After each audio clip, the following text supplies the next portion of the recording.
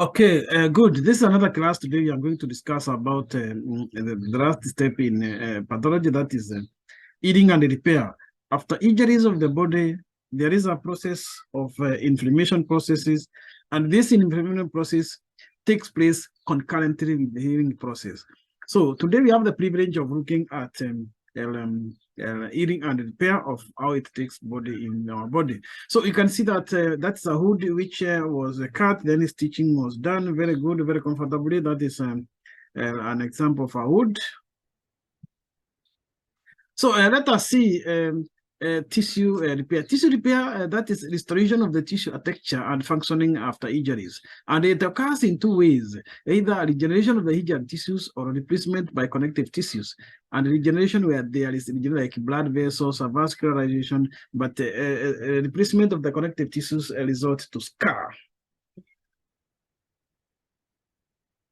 Usually, tissue repair involves both the process. So it involves cell proliferations and interaction between cells and extracellular matrix. So many cells proliferate during the tissue repair, especially the remnants of the tissue, the vascular endothelial cells, and the fibroblast. So these tissue of the body are divided into three groups. There is what we call continuous dividing tissues. Rather, we call them labile tissues. We have the tissue, which we call them stable tissues. We have another type of tissue, we call them permanent tissues. So continuous dividing tissues is, for example, cells that are continuously proliferating, can easily regenerate after cellular injury, and contains a pool of stem cells. Examples of this type of cells which have continuous dividing tissues, or rather we call them labile tissues, is bone marrow, skin, and gastrointestinal epithelium. The stem cell of the skin, you can see the hair, the skin, the dermis, the epidermis cell, the hair follicles, bulge, and subcutaneous epidermis. You can see the interstitial, the intestines. You can see the cells of the intestines, the goblet cells, which produce a lot of mucus, and positive enterocyte, endocrine cells, and the crypto cells, which call them the centers and Panette cells. So stable tissues have limited ability to proliferate, limited ability to regenerate except the liver. Normally, they degenerate but can proliferate if injured. So examples is the liver, kidneys, and the pancreas. So a permanent tissues examples is cells that cannot proliferate, can degenerate, so injuries always occur, lead to scar. The examples is the neurons and the cardiac muscles. So, and growth factors, very important in tissue repair. Actions of the growth factor is to stimulate cells division and proliferation, and also promote a cell survival. So the extracellular matrix is the network that surrounds the cells. It is two forms: the interstitial matrix and its basement membrane regulate proliferation and movement and differentiation of the cells in it. So regeneration occurs on the same labile tissues. Cells are constantly being lost and replaced. If demand increases, supply increases. So occurs in limited form of stable cells and remove, for example, remove one kidney, the other kidney undergoes what we call hypertrophy and hyperplasia, so that it can be able to do the work of the compensatory of the other kidney. So remove half of the liver, it will grow back to normal. So scarring, if injury is severe, regeneration can't happen, so fibrosis or replaces occurs. So 4 components to this process is there is angiogenesis, formation of new blood vessels. There is fibroblast proliferation, and there is synthesis of collagen, which forms scar. And then there is another type of cell which comes and does the remodeling of the scar so that it looks smooth. So by 24 hours, the endothelial cells start proliferating, fibroblasts emerge. By 3 to 5 days, granulation tissues present blood vessels, fibroblasts. Weeks later, dense fibrosis scar is removed over time. So an example of granulomatous tissue. You can see the red particles, the tissues which are growing. It's another one, it's a granulomatous tissue scar taking place. You can see these ones.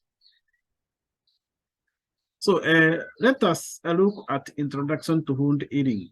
Healing is a complex and very dynamic process of restoring cellular structure and its layers. The adult wound healing process can be divided into 4 distinct phases. There is homeostasis phase, there's the inflammation phase, there is proliferative phase, and there is remodeling phase. Sequence of event in healing, there is initial phase, there is hemostasis. Following a vasoconstriction, the platelets adhere to the damage endothelium and discharge adenosine in the post-pit, promoting a thrombocytin clamping which damps the wound. That means the clot formation takes place. The inflammation phase is initiated by the release of numerous cytokines by the platelet, and you remember that the cytokines which works in the first phase of inflammation is interleukin-1, interleukin-6, and even interleukin-8 comes, tumor necrotic factors comes there. So fibrinogen is cleaved into the fibrin, and the framework of completion of the coagulation process is formed. So a second piece of is inflammation within 6 to 8 hours. That is the time the inflammation takes place. There is polymononucleocytes cleans the wounds, cleaning it of debris. Monocytes also excrete from the vessels, and these are termed as macrophages. So the macrophages continue the cleansing process and the manufacture of various growth factor during the 4 days. So the third phase is granulation. Subphase are fibroplasia, like matrix position, and there is formation of blood vessels, epithelialization, and the epithelialization. In 5 to 7 days, the fibroblasts have migrated to the wound, then drain down the new target of the subtype 1 and 3. So in angiogenesis, the formation of new vasculature requires a migration, mitosis, and maturation of the epithelial cells. The epithelialization occurs with the migration of the cells from the periphery of the wound. Division of the peripheral cells occur in 48 to 72 hours, resulting in thin epithelial cells layer which bridges the wound. So fourth phase is remodeling. After the 3rd week, the wound undergoes a constant alteration known as remodeling. This can last for years after the initial injuries occurs. Collagen is degraded and deposited in the equilibrium production fashion. So the contraction of the wound is an ongoing process resulting in a part from the formation of the specialized fibroblast termed as myofibroblast, which resembles contractile smooth muscles cells. So let us see the skin healing. So the first one, there are 2 types of skin healing. There is primary intention and secondary intention in this case. So like this one, there's 2 wounds here. One wound is that there is a healing by primary intention. The second one is healing by secondary intention. In primary intention, there is a cut, but there is no loss of tissues. It is just used by union. But in secondary intention, there was a loss of tissues, for example, burns. So there will be a deposition of the lost tissues replacement, and that's what is called healing by secondary intention. So healing by primary intention takes 48 hours. There is clot formation, neutrophils comes in, epithelium begins to regenerate. So in this case, by 3 to 70 day, macrophages comes in, granulation tissues is formed, new blood vessels is formed, fibroblast, collagen begins to bridge the incision, epithelium increases the thickness. Then weeks later, granulation tissue gone, collagen is remodeled, epidermis is full and mature, but without demo appendages. So this is an example of a healing by first intention. You can see that it starts from the ground, from the lower part, and in the first within 24 hours, there is blood vessels formation, there is neutrophilia and the clotting there. Then it starts growing there upward. Then in the 3 to 4 days, there is you can see that the blood vessels have already formed, the healing has started, so the other part of the skin is only which is eating. Then the 4th week, there's fibrous tissues. So the other one is heating by fast intention. Within 24 hours, you can see how it is taking the 3 to 7 days. Then on the other one is fibrous tissue. Then this one is the 60 days on the outer part, 60 days. Then you can see 24 hours, 2 days, 1 week, how the healing has started. But you remember the healing starts from the lower bottom, where the blood vessels start being constructing, which is called neovascularization. So you can see the carrot there. You can see in A, you can see the carrot filling the hood.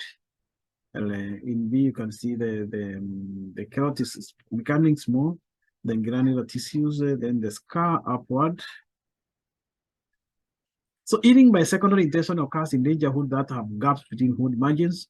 Fibrosis predominate over epithelial regeneration. Eating is slower with more inflammation and granulation tissues formation and more scarring. So examples is myocardial infarction, large burns and ulcers, or large bite by old animals. So that is the healing by secondary intention. You can see that there was a loss of tissue.